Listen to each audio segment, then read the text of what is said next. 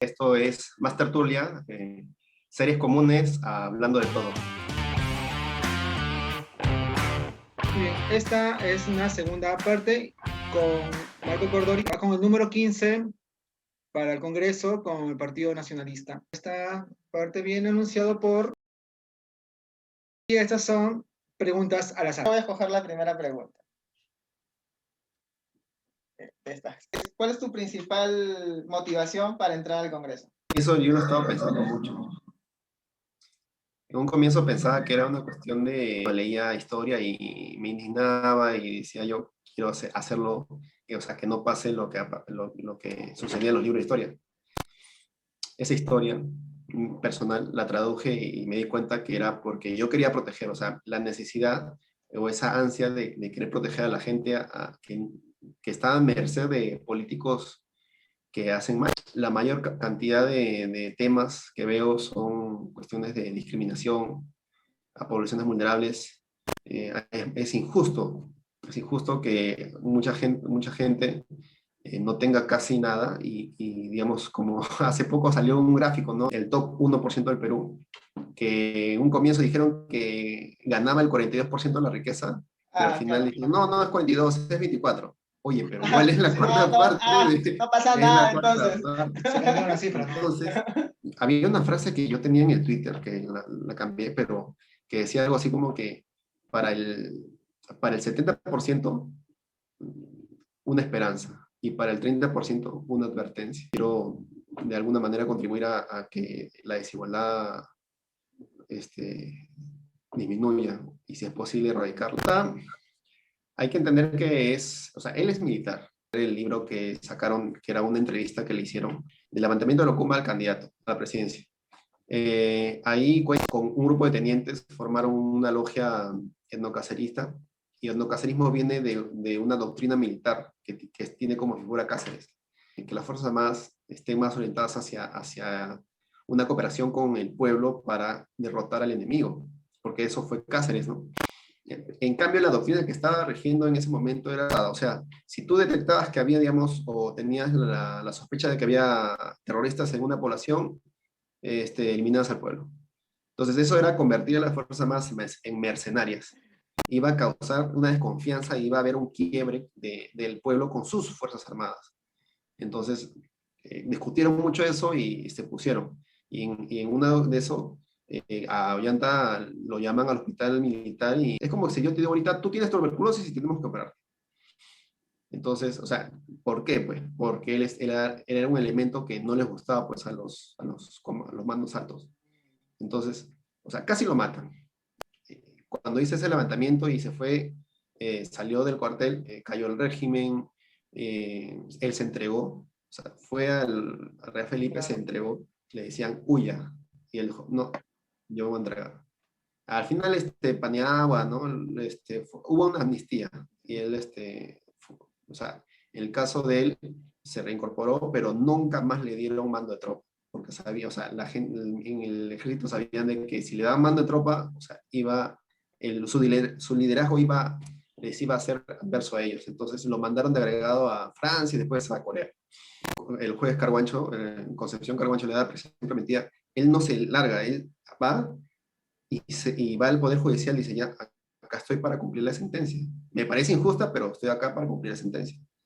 Entonces, o sea, no es que sorprenda, o sea, es el mismo comportamiento que ha tenido antes. O sea, o sea, tú puedes decir, esta persona es coherente, es consecuente.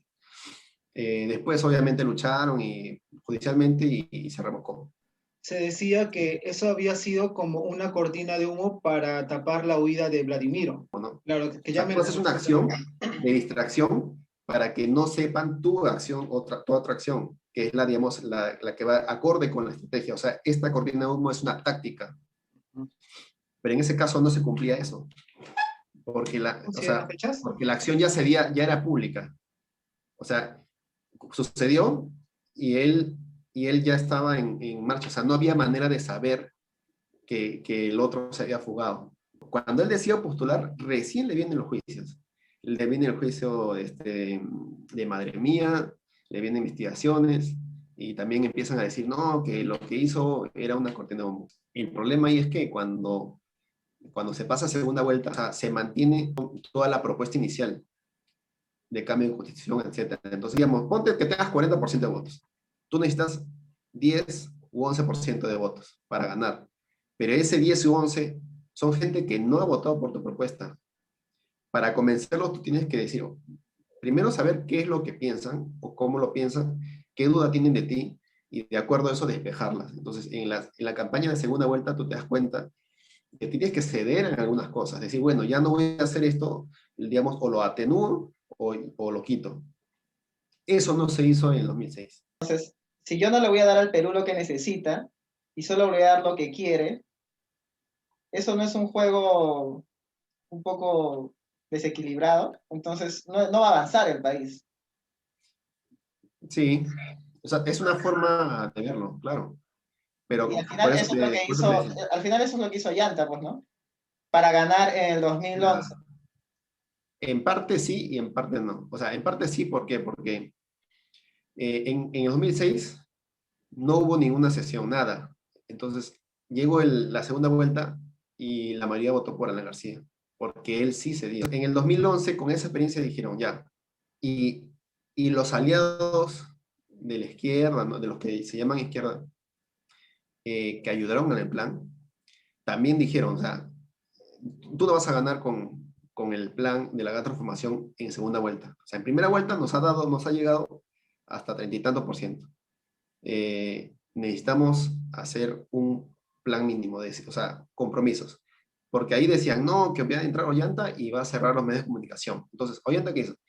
Me comprometo, voy a respetar la libertad de expresión, no voy a cerrar ningún medio. O sea, hizo una serie de compromisos que los adversos decían que él iba a hacer lo contrario, pero no. O sea, él hizo compromisos, hizo 3 documentos, pues. Había una hoja, o sea, aparte de la hoja de ruta, hubo una firma de un documento que eran compromisos de que él no Claro. iba a respetar, y esto es lo que tú has dicho, ¿no? Que no se iba a tratar de reelegir, o sea, que iba a terminar su periodo y ahí nomás, no iba, o sea, porque no se podía.